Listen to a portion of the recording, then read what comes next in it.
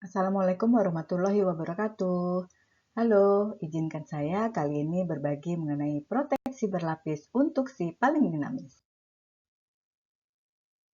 Sekilas tentang perencanaan keuangan sederhana. Berdasarkan survei, ada 3 tahapan dalam perjalanan finansial kita. Yang pertama, miliki income, kemudian income dikelola, dan income dilipat gandakan. Bagaimana sih Anda mengelola income? Cara pertama, income yang datang dibelanjakan, baru kemudian ditabung, atau cara dua nih, income datang, ditabung 50%, baru sisanya dibelanjakan. Pintar kelola uang pun ternyata nggak cukup ya. Sini ada beberapa cerita mengenai selebritis Indonesia.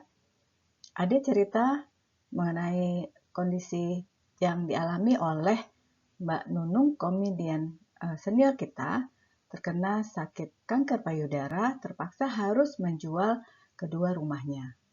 Dan juga ada cerita perjuangan dari artis Denada saat putri tunggalnya terkena sakit leukemia dan berobat di Singapura, terpaksa harus menjual asetnya yaitu apartemen dan mobil. Saat kita kondisi sehat dan bisa mengumpulkan uang cukup banyak, tapi hal ini kenapa bisa terjadi? Apakah ada yang salah dalam cara mengelola uang? Dampak dari risiko yang ditakuti oleh manusia adalah hilangnya kemampuan menghasilkan uang atau kehilangan produktivitas. Bicara mengenai kehilangan produktivitas, ada 3 level menurut lamanya risiko ini terjadi. Bersifat sementara, sifat lama, dan sifatnya selamanya. Kehilangan produktivitas sementara karena sakit, misalkan opname ya, tidak bisa bekerja, perlu biaya berobat, arus kas bisa terganggu. Namun solusinya dengan memiliki asuransi kesehatan. Bila kehilangan produktivitas cukup lama, terkena sakit kritis, nggak bisa bekerja, perlu biaya berobat, dan biaya hidup terganggu sehingga harus menjual aset, solusinya dengan memiliki asuransi kondisi kritis. Apabila kehilangan selamanya atau tutup usia, hilanglah penghasilan, terjadi transfer harta atau transfer hutang, solusinya dengan memiliki asuransi jiwa. Namun highlight kali ini adalah asuransi kondisi kritis. Hidden cost of critical illness, biaya tak terduga saat terjadi kondisi kritis. Apabila sakit kritis terjadi, kemudian berobat di rumah sakit, biaya-biayanya tercover dengan asuransi kesehatan, seperti BPJS atau asuransi kesehatan swasta. Namun ada biaya-biaya tersembunyi, di mana biaya hidup keluarga terus berjalan, sekolah anak, cicilan, biaya pengobatan rutin yang tidak ditanggung asuransi, pengobatan alternatif, biaya peralatan medis di rumah, suplemen penunjang kesembuhan, biaya transportasi dan akomodasi, dan biaya-biaya lain ya. Ternyata cukup banyak biaya tersembunyi ini dan nominalnya cukup besar. Karena inilah makanya ada asuransi kondisi kritis, yaitu untuk memproteksi penghasilan maupun aset kita. Kabar baiknya, Prudential baru meluncurkan produk Pro Critical Amanah di Oktober 2024 dengan fitur yang menarik dan sangat bermanfaat. Kita lihat simulasi di sini, seseorang berusia 30 tahun memiliki perlindungan sebesar 1 miliar, cukup menyisihkan 1,4 juta per bulan selama 10 tahun.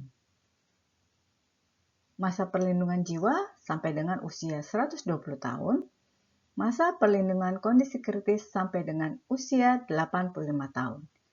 Jadi, total yang dibayarkan hanya 168 juta selama 10 tahun, namun mendapatkan perlindungan sebesar 1 miliar.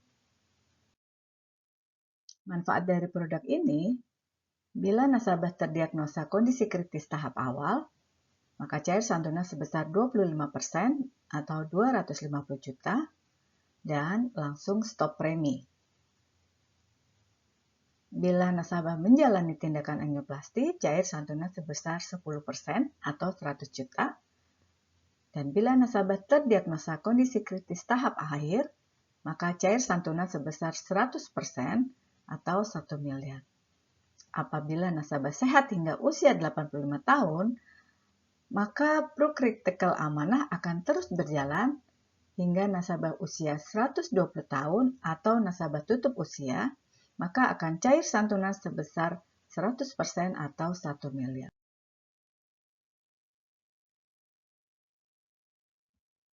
Jadi, kapan ya waktu yang paling tepat memiliki proteksi income? Ya, di saat kita kondisi kesehatannya baik-baik saja.